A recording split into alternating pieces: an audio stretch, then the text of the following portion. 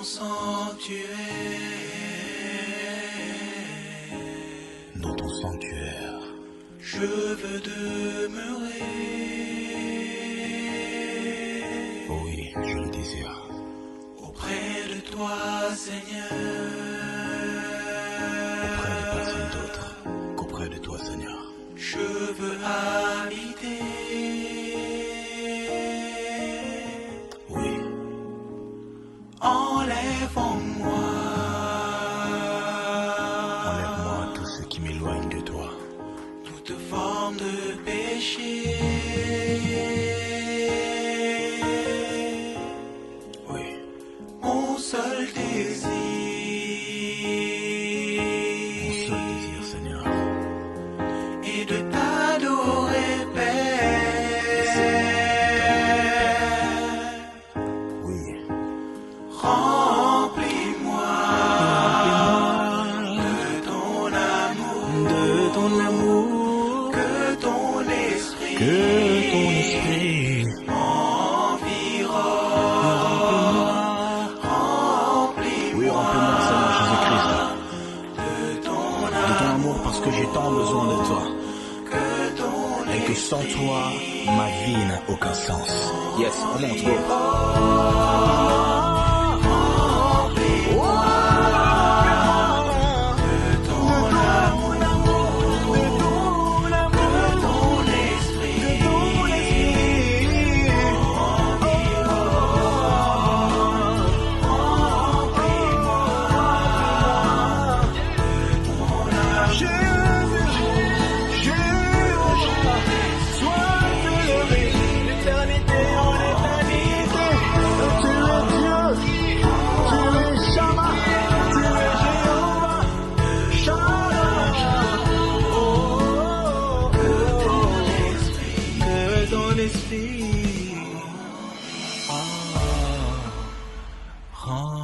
Remplis-moi de ton amour, que ton esprit m'environne.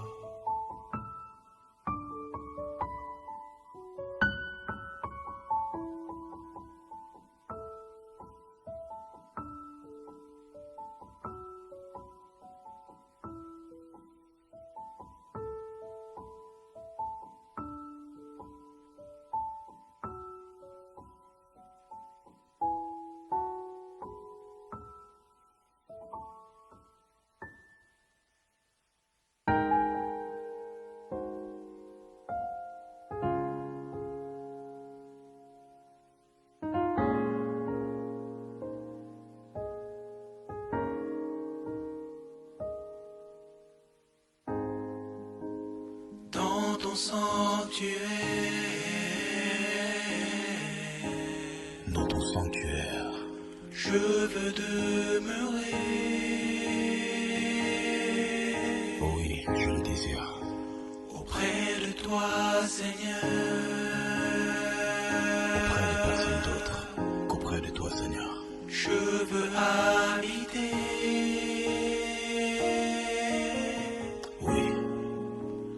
Enlève-moi. Enlève-moi tout ce qui m'éloigne de toi. Toute forme de péché. Oui. Mon seul désir. Mon seul désir, Seigneur. Et de t'adorer, Père. Oui. Remplis-moi de ton amour, que ton esprit m'environne.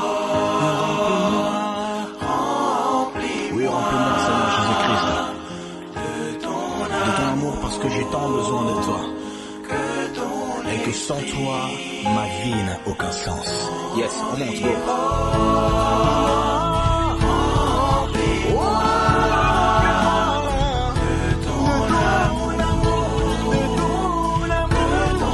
esprit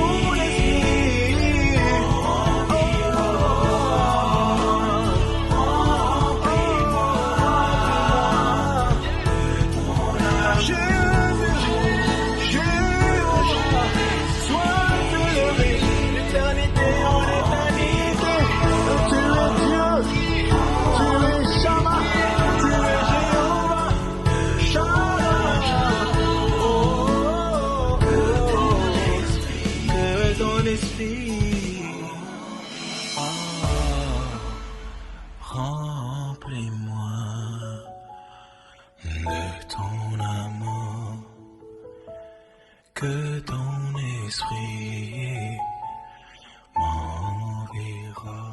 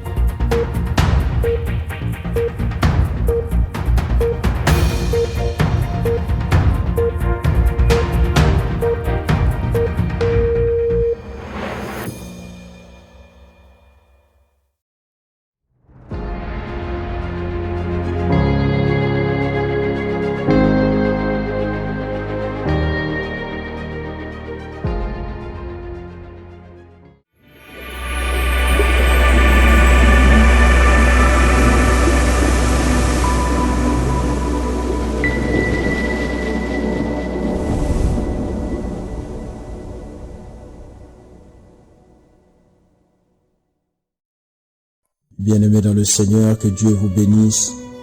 C'est votre frère, le pasteur Brunel Monkessi. Je viens avec un beau message de la part du Seigneur.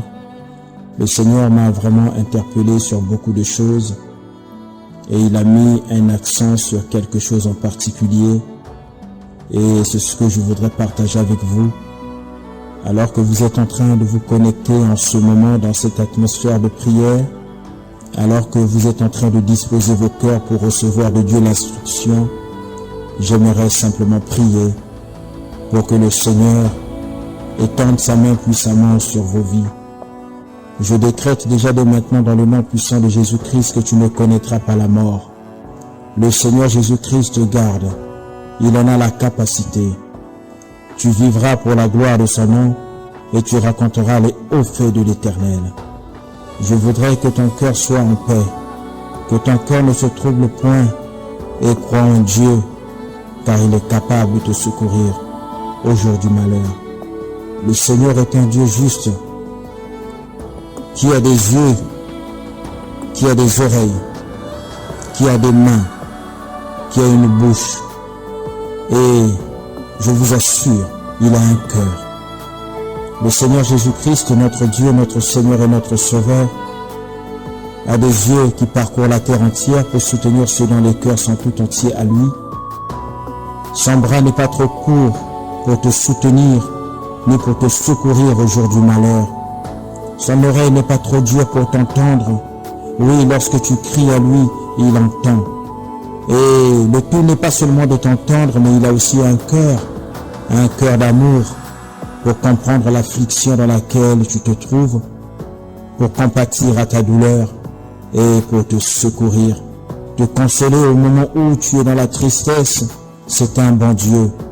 C'est de lui que je voudrais parler aujourd'hui, le Seigneur Jésus-Christ. Oui, celui qui change les cœurs de pierre en cœurs de chair, celui qui a dit que ton cœur ne se trouble pas. Crois seulement en moi et tu vivras. Ce Dieu grand et puissant, redoutable, il s'appelle El Shaddai, il s'appelle Adonai, il s'appelle Yahvé Rapha, l'Éternel qui guérit. Il est aussi l'Éternel ma bannière. Yahvé Tzidkenu, oh oui, bien-aimé dans le Seigneur, il s'appelle Yahvé Shama. Merci Saint-Esprit, merci Seigneur. Soyez bénis mes amis, soyez bénis, que Dieu vous comble, que Dieu vous restaure, dans le nom puissant de Jésus-Christ de Nazareth, l'homme de Galilée. Oui, j'aime le Seigneur. On l'appelle aussi l'homme du milieu, parce qu'à la croix, il était au milieu. À gauche, un voleur, à droite, un voleur. Même quand il était venu pour mourir pour le voleur qui était à droite, le voleur à droite n'arrêtait pas de l'accabler. Ça nous montre que le monde est divisé en deux catégories. Il y a ceux qui se repentent, comme le voleur qui est à gauche, mais il y a aussi ceux qui, malgré les œuvres visibles du Seigneur, ils sont comme le voleur à droite qui continue à mépriser le Seigneur.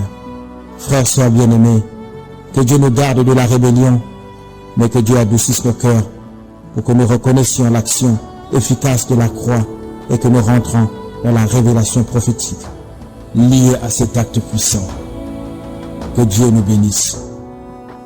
Que Dieu nous bénisse. Je peux entendre quelqu'un dire un bon amen. Et si là où tu es, tu peux aussi acclamer le Seigneur, pourquoi pas. Oui, il mérite nos acclamations. Il est digne de recevoir la louange qui vient de son peuple. Parce qu'il a dit, l'heure est déjà là. Cette heure est déjà venue où les vrais adorateurs vont l'adorer en esprit et en vérité. Merci Seigneur.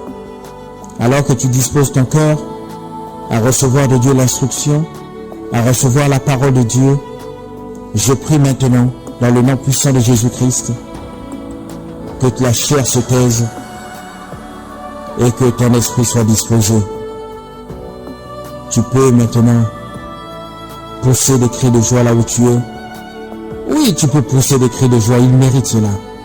Et tu peux aussi l'acclamer encore et encore. Il a besoin de cela. Il a besoin de te voir l'adorer. Il a besoin de te voir l'acclamer. Il a besoin de voir un peuple assidu dans sa présence. Un peuple qui sache reconnaître que sans Dieu, leur vie n'aurait aucun sens. La vie de ce peuple n'aurait aucun sens. Merci Jésus. Merci fidèle ami. Nous allons alors lire la parole du Seigneur. Aujourd'hui, je viens avec le thème suivant. Quand Jésus voit le fond de ton cœur. Mon thème c'est quand Jésus voit le fond de ton cœur. Jusqu'aujourd'hui, je savais toujours que Dieu sondait le cœur et les reins. Je savais toujours que Dieu sondait le cœur des hommes. Mais le Seigneur m'a donné une révélation particulière. Et c'est ça que je vais partager avec vous, mes amis. Il m'a dit, Brunel, mon serviteur, écoute-moi. Sache-le bien toi-même d'abord, que chaque nuit, lorsque tu dors, je viens sonder ton cœur. Il a dit, Brunel, va dire à tes frères, va dire à tes sœurs, qu'ils ne prennent pas à la légère, qu'ils ne prennent pas à la légère l'œuvre de la croix, et qu'ils comprennent que je suis le Dieu qui sonde le cœur, et que chaque jour de leur vie, ils s'exposent à un examen. Ils passent un examen. Et j'ai compris que tous les soirs, lorsque je dors, le Seigneur vient et il examine l'état de mon cœur pour voir comment il se trouve. C'est pourquoi nous allons lire le psaume 17, verset 3. La Bible dit, « Tu as vu le fond de mon cœur. Pendant la nuit, tu es venu me surveiller. Tu m'as bien examiné. Tu n'as rien trouvé de mal en moi. » Oh Jésus! Vous entendez ce que David est en train de dire, mes amis? David dit, « Tu as vu le fond de mon cœur. Pendant la nuit, tu es venu me surveiller. Tu m'as bien examiné. Tu n'as rien trouvé de mal en moi. » J'ai compris alors ce que je viens de vous dire, que chaque nuit lorsque nous dormons, le Seigneur vient examiner nos cœurs. Chaque nuit lorsque nous dormons, le Seigneur vient regarder ce qu'il y a dans nos cœurs. Frères, sœurs, je voudrais commencer par te dire ceci. Il est temps pour toi et moi de nous repentir. Il est temps pour toi et moi de revenir à Dieu. Il est temps pour toi et moi de prendre conscience que Dieu, le Dieu que nous servons, le Seigneur Jésus-Christ, est un Dieu qui examine les cœurs. Le Seigneur ne laissera pas les méchants régner. Il viendra, non seulement au temps du jugement, parce qu'il y aura un jugement, mais chaque jour, ces jugements s'abattent. Il contrôle les cœurs des humains. Il regarde ce qu'il y a dedans. Est-ce qu'il y a de l'amour? Est-ce qu'il y a de la haine? Est-ce qu'il y a du mépris? Il examine le cœur de chacun. Mon ami, je suis là pour te dire que Dieu examine ton cœur chaque nuit. C'est pourquoi tu ne dois pas dormir avec la colère. Tu ne dois pas dormir avec la haine dans le cœur. Tu ne dois pas dormir avec des pensées négatives, des pensées de haine, de jalousie, des pensées querelleuses. Non, tu dois dormir avec la pensée du Seigneur. Oui, bien-aimé dans le Seigneur. Oui, bien-aimé dans le Seigneur. Chaque soir, nous devons vérifier. Est-ce que j'ai eu une dispute avec quelqu'un? Auquel cas, il faut que je lui présente mes excuses. Il faut qu'on se pardonne. Parce que lorsque je vais dormir, le Seigneur viendra examiner l'état de mon cœur. J'ai compris qu'il est le médecin des médecins. Non seulement parce qu'il guérit, mais parce qu'il diagnostique. Oh, le Seigneur a diagnostiqué le cœur de quelqu'un hier. Et ce soir encore, après ce message, il va diagnostiquer ton cœur lorsque tu seras dans le lit pour te reposer. Il vient au milieu de la nuit. Tu as vu le fond de mon cœur. Et il ne fait pas une recherche de manière, un diagnostic de manière légère. Non, il va jusqu'au fond de ton cœur. C'est-à-dire que l'homme peut se convaincre en se disant je suis gentil, mais Dieu regarde ce qu'il y a au fond. Peut-être que tu as encore quelqu'un dans ton cœur que tu tiens pour esclave. Peut-être que tu as encore quelqu'un que tu n'as pas pardonné. Peut-être que tu as encore quelqu'un que tu hais sans le vouloir. Vas-y, bien-aimé, entrons ensemble, faisons une introspection, allons-y au fond de notre cœur, examinons-nous avant que le Seigneur ne vienne nous examiner. Oui, et repentons-nous. Les hommes que nous sommes, nous pensons que nous avons la maîtrise de tout. Nous pensons que nous contrôlons tout. Non, nous ne contrôlons rien. Il y a quelqu'un qui nous contrôle. C'est pourquoi même quand tu ne connais pas Dieu, même quand tu dis que non, Dieu n'existe pas, mon ami, je suis heureux de t'annoncer aujourd'hui, à toi qui dis que Dieu n'existe pas, que malgré le fait que tu dises qu'il n'existe pas, il sent ton cœur. C'est pourquoi le Seigneur m'inspire pour que je t'apporte ce message aujourd'hui, afin que tu comprennes qu'il y a un Dieu qui sonde les cœurs des hommes. Et il ne sonde pas n'importe comment, il les sonde dans leur profondeur. Il va dans le fond du cœur. Il regarde les pensées, les plus insoupçonnées. Il va, il lit, il sonde, il trie. Il regarde, il zoome. Oh, bien-aimé, il connaît tout. Les coins et les recoins de nos cœurs. Oui, David l'a dit. Seigneur, tu as vu le fond de mon cœur pendant la nuit. Tu es venu me surveiller. Tu m'as examiné, tu m'as bien examiné. Tu n'as rien trouvé de mal en moi. J'aimerais que Dieu puisse nous donner cette grâce. Que Dieu puisse nous donner cette capacité de nous examiner afin que nous aussi demain, après-demain, et ce jusqu'au jour de son avènement, nous puissions dire Seigneur, toutes les fois où tu as eu à examiner nos cœurs, oui, tu as examiné nos cœurs, mais tu n'as rien trouvé.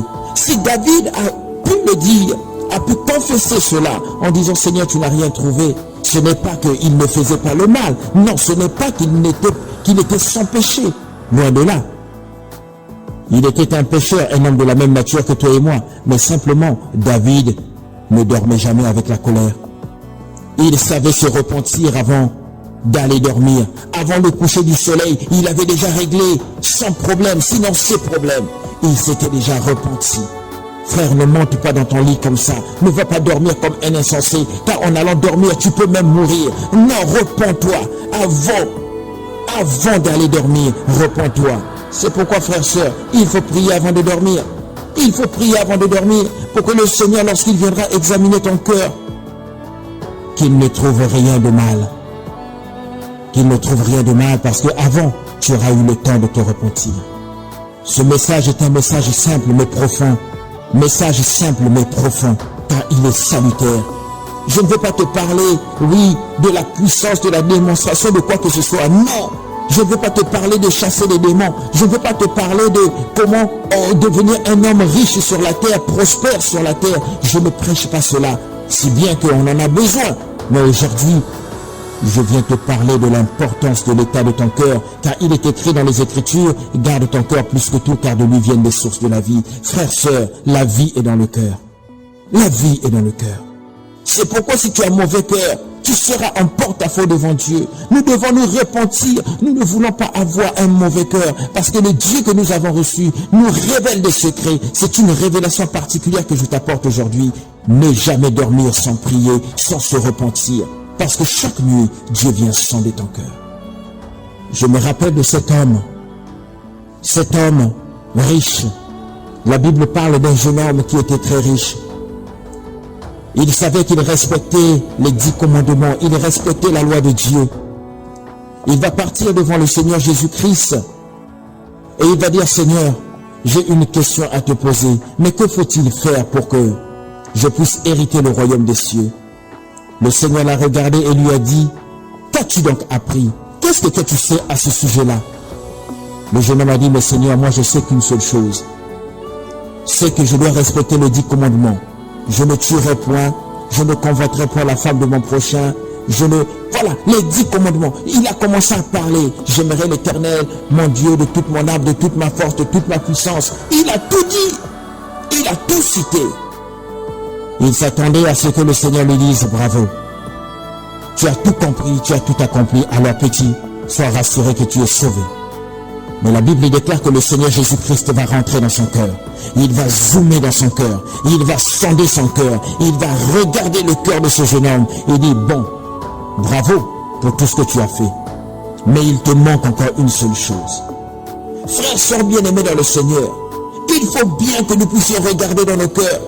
Même quand tu penses avoir pardonné tout le monde, vérifie encore, certainement il y a encore quelqu'un que tu as oublié. Demande à Dieu de te révéler quelle est la personne que tu as oubliée, quelle est la chose qui te manque.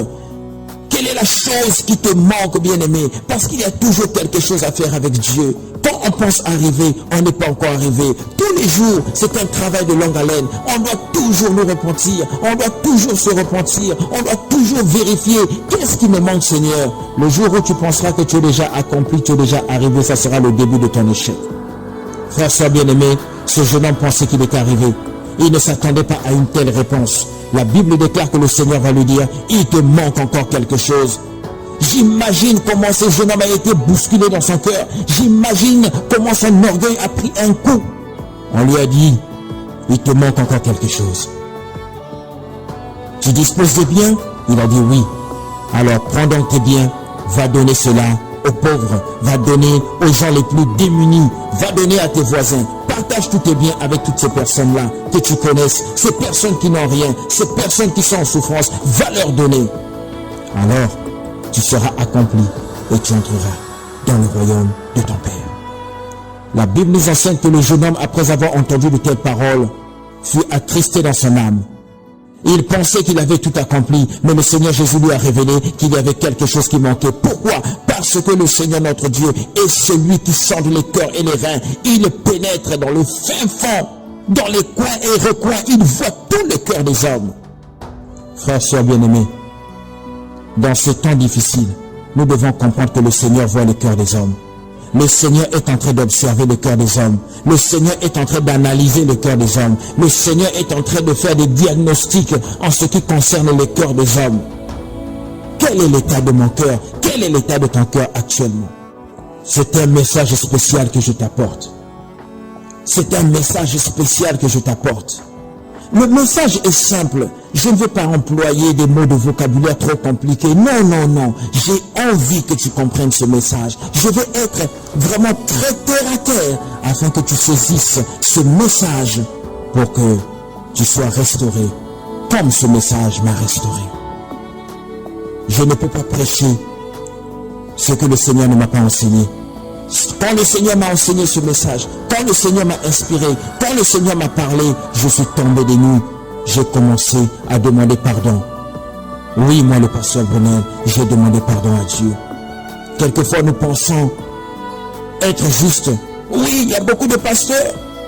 Oui, qui pensent même être justes. Mais nous sommes dans l'erreur. Nous devons nous repentir. Il y a certains pasteurs, des amis pasteurs, comme moi, qui pensent que le pardon n'est pas pour eux, le pardon n'est pas pour nous, c'est que pour le peuple de Dieu. Bien-aimés, repentez-vous. Mais nous ne voulons pas nous repentir. Oh, je viens me repentir moi-même le premier. Je viens demander à Dieu pardon pour tout ce que j'ai fait de mal depuis que je suis né jusqu'à maintenant. Parce que j'ai aussi besoin d'être sauvé comme toi, ma soeur, comme toi, mon frère. Moi aussi, je veux être sauvé. Oui, je veux être sauvé. Et par la foi, je crois que toi et moi, nous serons sauvés. Mais pour cela, il faille que l'on se prépare.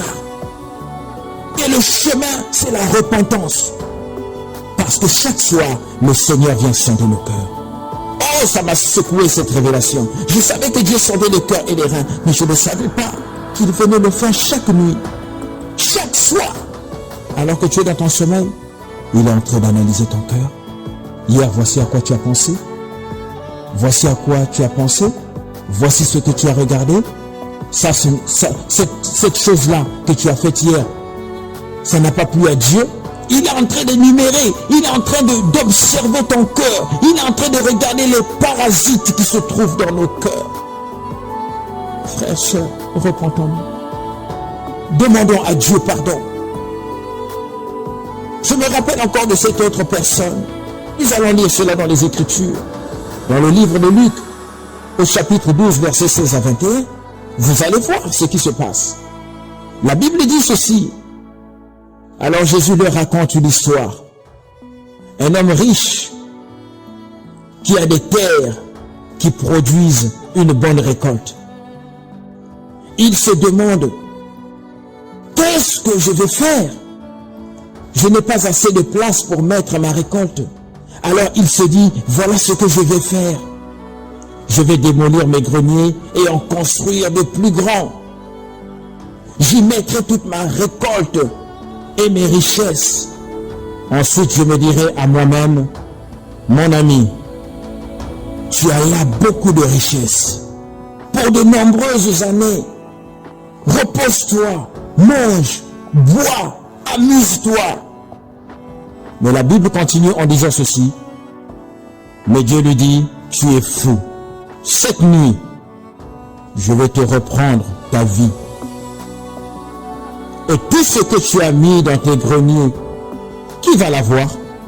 Jésus ajoute, voilà ce qui arrive à celui qui cherche les richesses pour lui-même, mais qui n'est pas riche pour Dieu.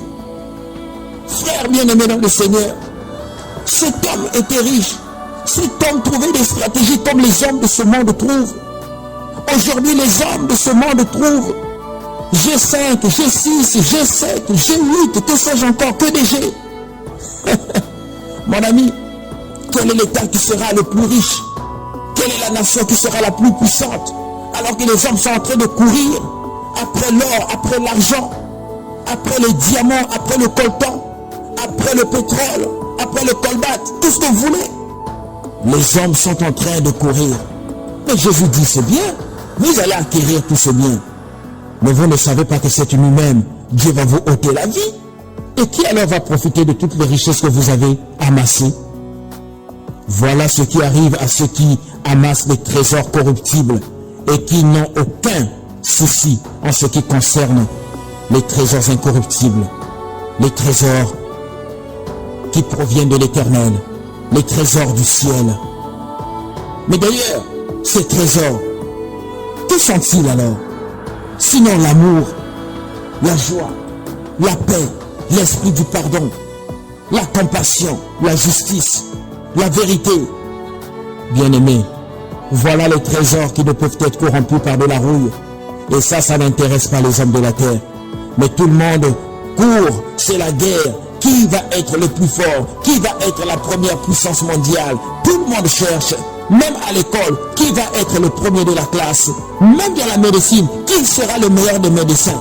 Qui va trouver la révélation sur le coronavirus? Pour que son nom soit cité devant toutes les chaînes télévisées, que toutes les radios crient son nom, que tous les journaux inscrivent son nom. Oh, qu'il rentre même dans des Guinness de records. Frères, sœurs, vanité de vanité. Vanité de vanité. Personne ne fait des concours. Qui va manifester plus d'amour? Qui va le plus pardonner? Qui va le plus dire la vérité? Ça là, ça n'intéresse pas. Ça n'intéresse pas. Ça n'intéresse personne. Dieu est en train de regarder les cœurs des hommes. Dieu est en train de sonder les cœurs des hommes. Voilà ce que Jésus est en train de me dire. Chaque nuit, il vient sonder ton cœur, il vient sonder le mien. Cet homme s'est trouvé bête. Le Seigneur lui a dit, tu es un fou. Tu ne sais pas que cette nuit même, je vais te prendre ta vie. Oh, les capacités intellectuelles des hommes sont limitées. Nos comptes bancaires ne suffisent pas à nous relever. Nos comptes bancaires ne suffisent pas pour que nous soyons sauvés, pas même du coronavirus. Même les milliardaires sont en train de mourir.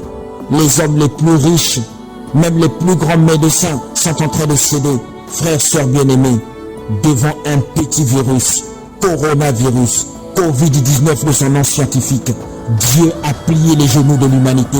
Dieu a plié les genoux de la terre. Frères, sœurs, nos comptes bancaires ne suffiront pas. Et pourtant, nous sommes arrivés à une époque où la médecine a atteint le paroxysme, est à la pointe.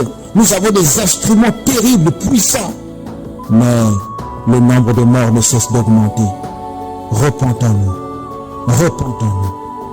Nous avons comme l'impression que la science a stagné. Oh, les chefs d'État ne savent plus quoi faire. Ils deviennent impuissants face à ce petit virus. Ils deviennent impuissants. On va nous confiner, on va nous déconfiner, on va nous reconfiner, on va nous redéconfiner.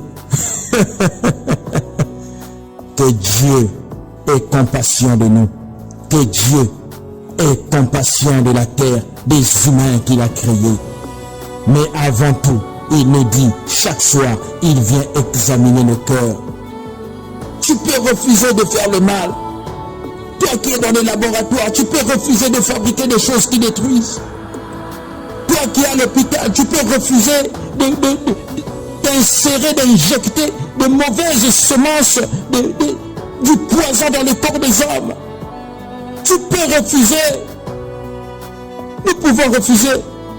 Parce que lorsque nous allons rentrer chez nous, n'oublions pas, nous avons des femmes, nous avons des enfants. Ça peut aussi vous arriver à vous. La Bible déclare qui tue par l'épée mourra par l'épée. Ce que tu fais à l'autre, on va te le faire. Même si on ne te le fait pas à toi, on le fera à tes petits-fils.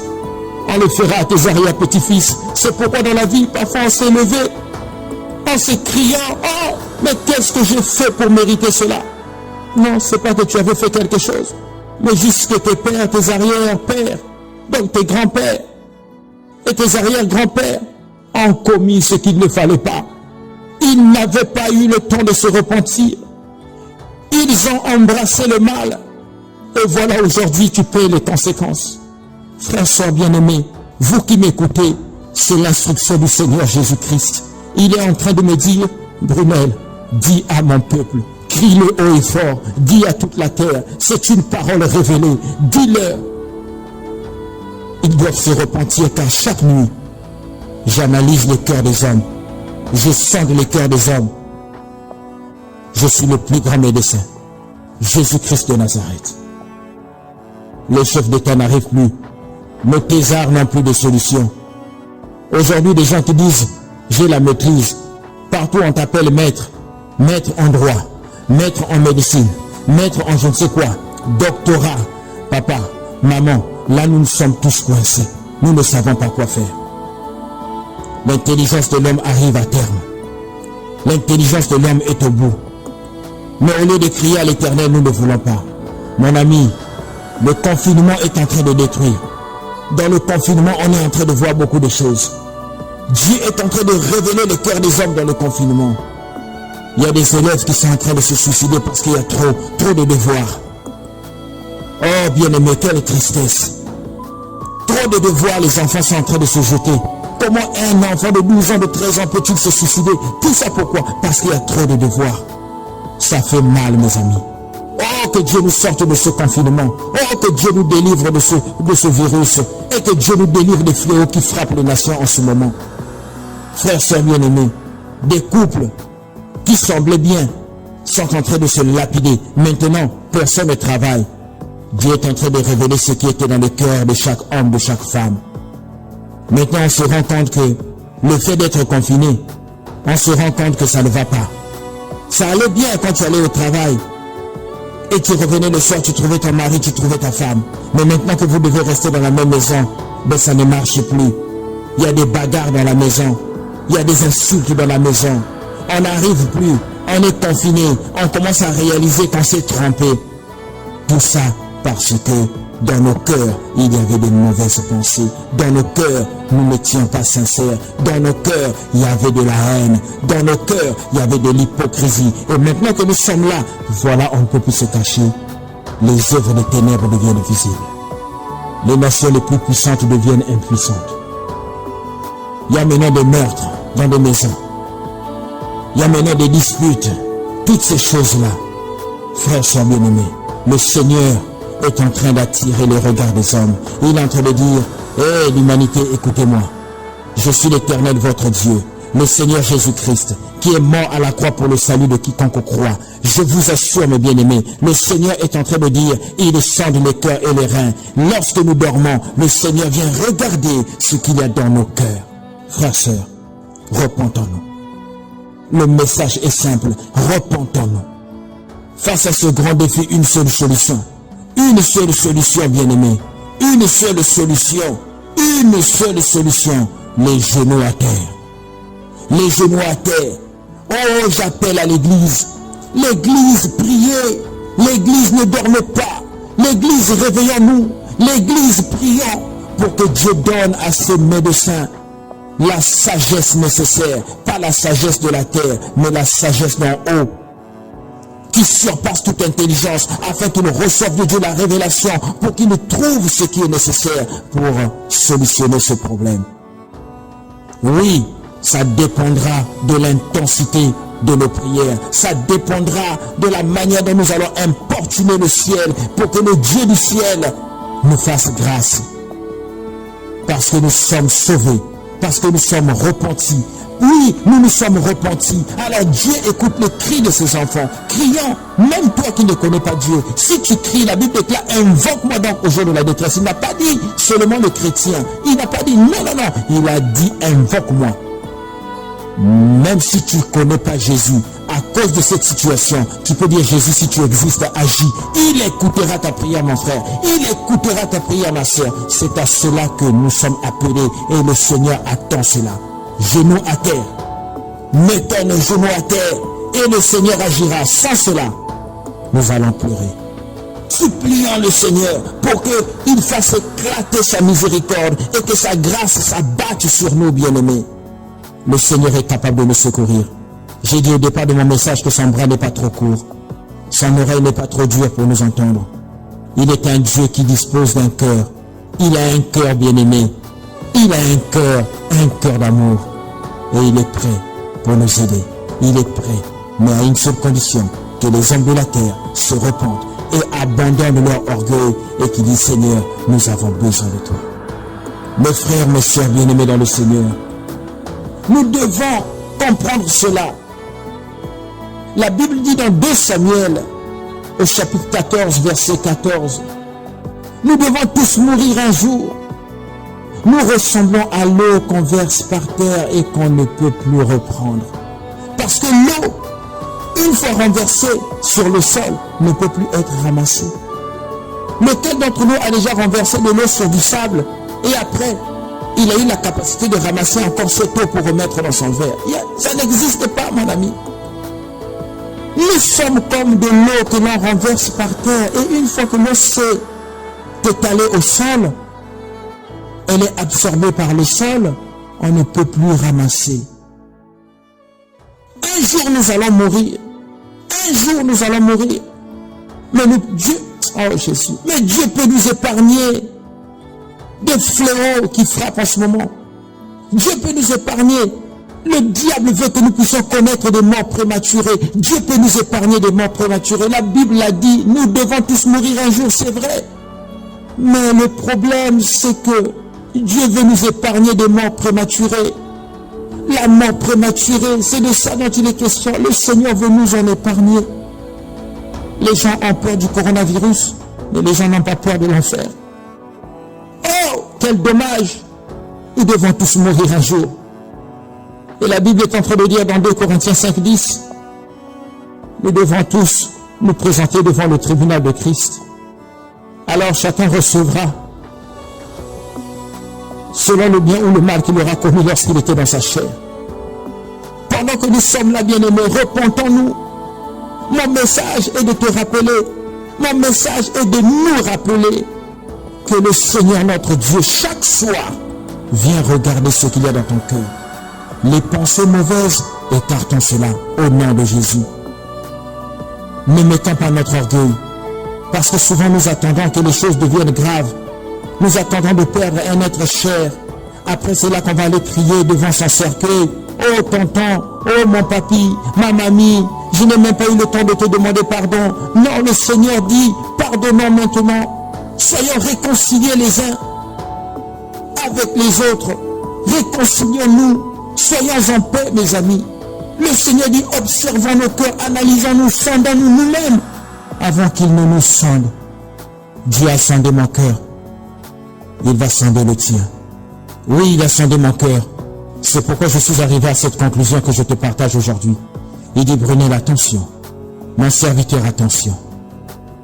Dis à mon peuple que je suis celui qui sonde le cœur. Mon ami, il sonde le cœur. Il sonde les reins. Rien n'est caché aux yeux de Dieu. Les pensées iniques, les pensées des hommes méchants. Ah, ces pensées sont sondées par l'Éternel. Rien, et comme j'aime si bien le dire, l'Éternel notre Dieu, le Seigneur Jésus-Christ, est capable de voir une fourmi noire sur une pierre noire dans un monde noir. Rien ne lui échappe. Repentons-nous. Repentons-nous. Et le Seigneur nous fera du bien. Et le Seigneur nous restaurera. Oui, ça c'est vrai. Nous devrons tous comparaître devant le tribunal de Christ un jour. Si sur la terre nous avons des tribunaux, soyons conscients que dans le ciel, il y en a un, c'est celui de Dieu. Celui de Dieu, devant lequel nous devrons comparaître. Ce serait dommage de rater le ciel. Ce serait dommage d'avoir peur du coronavirus et non seulement être emporté par le coronavirus, mais aussi d'être emporté par la puissance de la seconde mort et de souffrir en enfer. L'enfer existe, mes amis. L'enfer existe. Maintenant, mes amis, je vais conclure mon message. Et pour cela, je vais lire dans le livre de Ecclésiaste, chapitre 11, versets 9 à 10. Il est dit ceci. Toi qui es jeune, profite de ta jeunesse. Sois heureux pendant ce temps-là. Fais tout ce que tu désires, tout ce qui te plaît. Mais tu dois le savoir. Dieu jugera tout ce que tu as fait. Chasse la tristesse de ton cœur. Chasse la maladie de ton corps. Oui, la jeunesse et les cheveux noirs passent vite. Tout va passer, mon ami.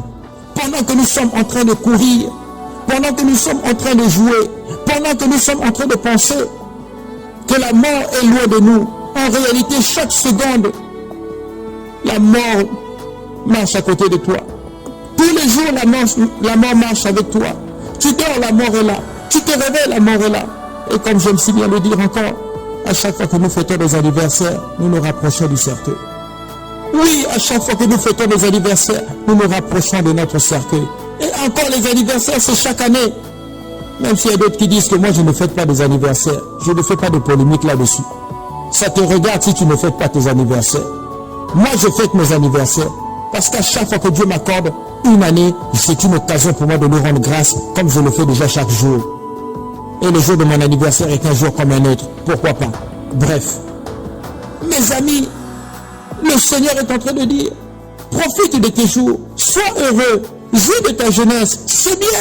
Cours après l'argent, cours après l'or, mais sache-le bien, un jour, ton maître t'appellera en jugement.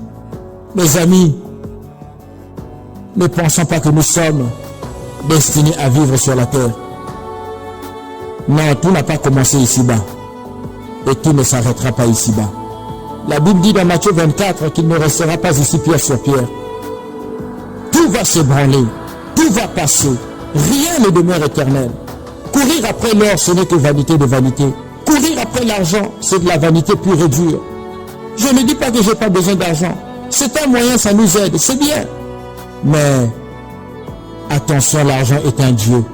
Parce que la Bible déclare on ne peut pas servir de maître. C'est pourquoi les hommes deviennent méchants à cause de l'argent. Les gens négligent de Dieu à cause de l'argent. Tout le monde se vante de leur santé financière. Moi j'ai des millions. Mon ami, le jour où tu seras malade, tes millions ne te sauveront pas. Même les plus grands chirurgiens, les plus grands médecins, malgré tes millions, seront un jour limités et diront à tes proches, nous n'avons pas pu le sauver. Frères, sœurs bien-aimés, la vie sur la terre est limitée. Genèse chapitre 3 verset 19 nous le dit. Tu as été tiré de la poussière, tu retourneras à la poussière. Frères, sœurs, réalisons cela. Réalisons cela. Chaque jour, Dieu vient sonder nos cœurs. Chaque nuit. Et David a dit, Seigneur, tu n'as rien vu. Seigneur, tu as sondé mon cœur. Tu as vu le fond de mon cœur. Pendant la nuit, tu es venu me surveiller. Tu m'as bien examiné. Mais tu n'as rien trouvé de mal en moi. Ma prière est que rien de mal ne soit trouvé en toi et en moi. que rien de mal ne soit trouvé en nous, afin que le Dieu du ciel puisse nous secourir un jour. À salut. Je vous assure, mes bien-aimés, Dieu sonde nos cœurs chaque nuit à la lumière des Écritures, selon le psaume 17, verset 3. Chaque nuit, Dieu sonde nos cœurs. Ne dis pas que je pardonnerai dans une semaine, je pardonnerai dans 2 mois. Non, tout de suite pardonne. Réconcilie-toi. Que le Seigneur notre Dieu vous bénisse. Que le Seigneur notre Dieu vous garde. Ma prière est la suivante. Seigneur notre Dieu, je prie ton Saint-Nom afin que ta grâce s'abatte sur nos vies. Pardonne notre incrédulité, notre orgueil. Lave-nous, Seigneur. Si nous avions été rebelles, pardonne-nous et justifie-nous. Car le sang de Jésus n'a pas coulé en vain. Seigneur, je veux croire que je n'ai pas suffisamment d'animaux pour te sacrifier afin que tous mes péchés soient pardonnés. Si je devais compter un animal par nombre de péchés que je commets, oh, je serais mort depuis longtemps. Seigneur mon Dieu, c'est pourquoi toi tu es l'agneau de Dieu, Jésus-Christ de Nazareth. Tu as pris ma place à la croix. Tu es venu te sacrifier. Oh oui Seigneur, pour que nous puissions vivre. Tu as pris la place de mon frère, tu as pris la place de ma soeur, tu as pris ma place à la croix. Alors Seigneur, merci pour ta sagesse, merci pour l'esprit d'intelligence, parce que tu nous révèles ce qu'il convient de faire, car tu ne veux pas que nous soyons dans la perte, que nous soyons une perte, que nous nous perdons. Tu ne veux pas cela, Seigneur. Tu veux que nous soyons sauvés. La Bible déclare que le Seigneur notre Dieu souhaite, il veut que tous les hommes parviennent à la connaissance de la vérité personne, Jésus-Christ, afin qu'ils soient sauvés. Repentons-nous, mes amis. Repentons-nous, mes amis. Et Dieu fera ce qu'il convient pour nous sauver. Amen. Prenons courage, car le Seigneur notre Dieu a vaincu la mort. Prenons courage. Prenons courage, mes amis. Que Dieu vous garde, vos proches et vous-même. Que le Seigneur continue à maintenir en vous la joie du Saint-Esprit. Soyez forts. Jésus a vaincu la mort. Rien ne pourra nous arrêter. Rien ne pourra nous séparer de l'amour de Dieu manifesté en Jésus-Christ. Que Dieu vous garde et que Dieu vous encourage. Votre frère, le pasteur Brunel Monkessi. À très bientôt. Merci.